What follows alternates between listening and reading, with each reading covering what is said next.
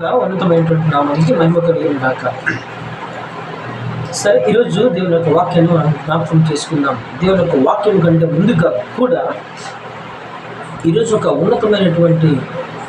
అత్యున్నతమైనటువంటి ఒక అంశంగా దీన్ని మనం పరిగణనలోకి తీసుకోవచ్చు. ఏంటి అని అంటే, 1000 ఏళ్ల పాలనకు ముందు జరగవలసినటువంటి సంఘటనలు ఈరోజు మనం జ్ఞాపకం చేసుకోబోతున్నాం. అంటే 1000 ఏళ్ల పాలనకు ముందు జరగబోయేటటువంటి సంఘటనలన్నీ కూడా ఈరోజు నేను విమోచించడానికి ఎంతైనా ఆసక్తి కలిగి ఉన్నాను. చూద్దాం. మొట్టమొదటిది క్రీస్తు యొక్క రెండవ రాకడ అనేటటువంటిది జరుగుతూ ఉంటుంది. ఒక 1000 ఏళ్ల పాలన కంటే ముందు జరగవలసినటువంటి విషయం ఏంటి అంటే, దేవుని యొక్క రాకడ ముందు జరుగుతూ ఉంటుందన్నమాట. అంటే దేవుని యొక్క రాకడ సమీపించి ఉంటా ఉంటుంది. అదేవిధంగా క్రూర మృగము, అబద్ధ ప్రవక్త అగ్నిగుండంలో వేయబడటం జరుగుతూ ఉంటుంది. ఒక్క నిమిషం, క్షమించండి. మొట్టమొదటిగా దేవుని యొక్క రెండవ రాకడ జరుగుతుంది 1000 ఏళ్ల పాలన కంటే ముందుగా. రెండవదిగా క్రూర మృగము, అబద్ధ ప్రవక్త వీరిరువురు కూడా అగ్నిగుండంలో వేయబడటం జరుగుతూ ఉంటుంది. గమనించండి, ఇవన్నీ కూడా 1000 ఏళ్ల పరిపాలన కంటే జరగవలసినటువంటి ముందు సంఘటనలు. మూడవదిగా క్రూర మృగము సైన్యాలు నాశనం చేయబడటం. క్రూర మృగాలు, అదేవిధంగా సైన్యాలు ఇవన్నీ కూడా నాశనం చేయబడటం జరుగుతూ ఉంటుంది. నాలుగవదిగా సాతాను బంధింపబడి అగాధంలో వేయబడటం జరుగుతూ ఉంటుంది.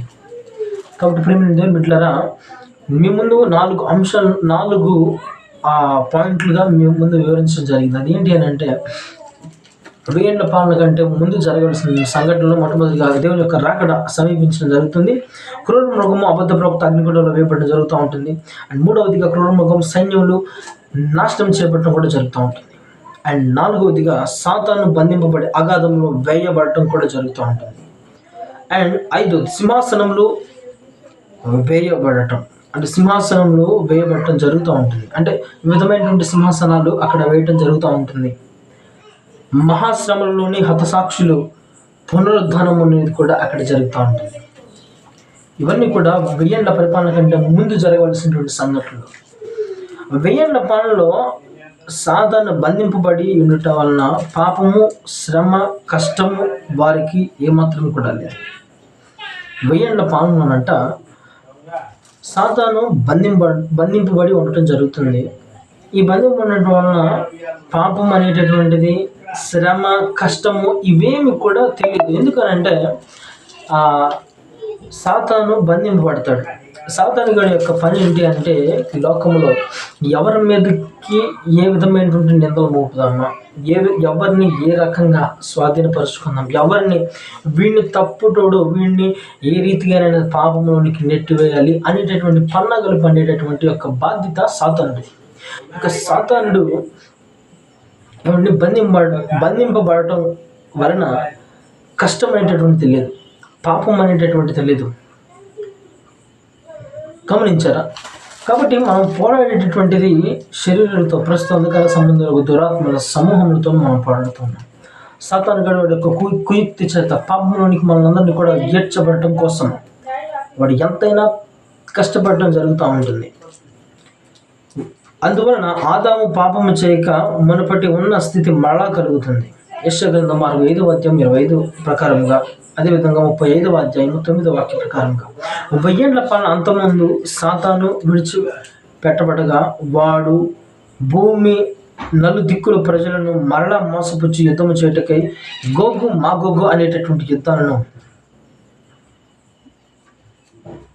జరగడం జరుగుతూ ఉంటుంది. పరిశుద్ధ పట్టణము మీదకి ఇసుక రేణువులంతా సైన్యమును సమీకరించడం జరుగుతూ ఉంటుంది. వీరందరూ కూడా ఎవరు అనంటే 1000 ఏళ్ల పాలనలో శరీరంతో మరలా బ్రతికి జీవించినటువంటి వారి సంతానం ఉండవచ్చు. కాబట్టి ప్రియమైన దేవుని బిడ్డలారా, 1000 ఏళ్ల పరిపాలన కంటే ముందుగా ఇవన్నీ జరుగుతూ ఉంటుంది. క్రీస్తు యొక్క రెండవ రాకడ జరుగుతూ ఉంటుంది. క్రూర మృగము, అబద్ధ ప్రవక్త అగ్నిగుండంలో వేయబడటం జరుగుతూ ఉంటుంది. అదేవిధంగా క్రూర మృగము సైన్యాలు ఇవన్నీ కూడా నాశనం చేయబడటం జరుగుతూ ఉంటుంది. సాతాను బంధింపబడి అగాధములు వేయబడతాడు. సింహాసనములు వేయబడతా ఉంటాయి, వివిధ రకాలైనటువంటి సింహాసనములు. మహాశ్రమంలోని హతసాక్షులు పునరుద్ధానం చెందడం జరుగుతుంది. ఇవన్నీ కూడా వెయ్యేండ్ల పరిపాలన కంటే ముందు జరిగేటటువంటి సంఘటనలుగా మనం తెలుసుకోవచ్చు. Thank you so much. God bless you.